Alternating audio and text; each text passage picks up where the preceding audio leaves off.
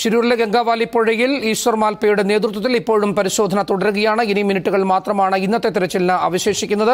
Oxygen കിറ്റുകളുടെ സഹായമില്ലാതെയും രക്ഷാപ്രവർത്തനം നടത്തുന്ന ഈശ്വർ മാൽപ്പയുടെ ഒരു ആത്മവിശ്വാസത്തിലാണ് ഇപ്പോൾ ഏവരും പ്രതീക്ഷ അർപ്പിച്ചിരിക്കുന്നത്. ശുഭകരമായ ഒരു വാർത്ത അടുത്ത നിമിഷങ്ങളിലെങ്കിലും ഉണ്ടാകുമെന്ന പ്രതീക്ഷയിലാണ് ഏവരും കാത്തിരിക്കുന്നത്. കരസേനയും നാവികസേനയും മറ്റു എല്ലാ സാങ്കേതിക വിദ്യകളും സംവിധാനങ്ങളും പരാജയപ്പെട്ട് മാറി നിൽക്കുന്നിടത്താണ് ഇപ്പോൾ രക്ഷാപ്രവർത്തകനായി ഈശ്വർ മാൽപ്പെ എത്തുന്നത്. 8 അംഗ സംഘം എത്തുന്നത്. അവർ പുഴയിൽ തെരച്ചിൽ നടത്തുന്നു. ഈ ലൊക്കേറ്റ് ചെയ്യപ്പെട്ട അർജുൻ ഓടിച്ചിരുന്നെന്ന് പറയുന്ന ട്രക്കിനടുത്തേക്ക് എത്താനുള്ള ശ്രമങ്ങളാണ് നടക്കുന്നത്. പക്ഷേ ഓരോ ശ്രമങ്ങളും പരാജയപ്പെടുന്നതാണ് നമുക്ക് കാണാൻ കഴിയുന്നത്. അത്ര കണ്ട് അടിയൊഴുക്കും കലങ്ങി മറിയുന്ന പുഴയുമാണ് ഇപ്പോൾ ഉള്ളത്. പക്ഷേ മഴ അല്പം മാറി നിൽക്കുന്നുണ്ടെങ്കിലും പുഴയുടെ സ്വഭാവത്തിന് ഒട്ടും മാറ്റം വന്നിട്ടില്ല. അടിയൊഴുക്കുകൾ ശക്തമാണ് എന്ന് നേവി പറഞ്ഞു. അല്പസമയം മുമ്പ് MLA പറഞ്ഞു വെച്ചത് അതുതന്നെയാണ്.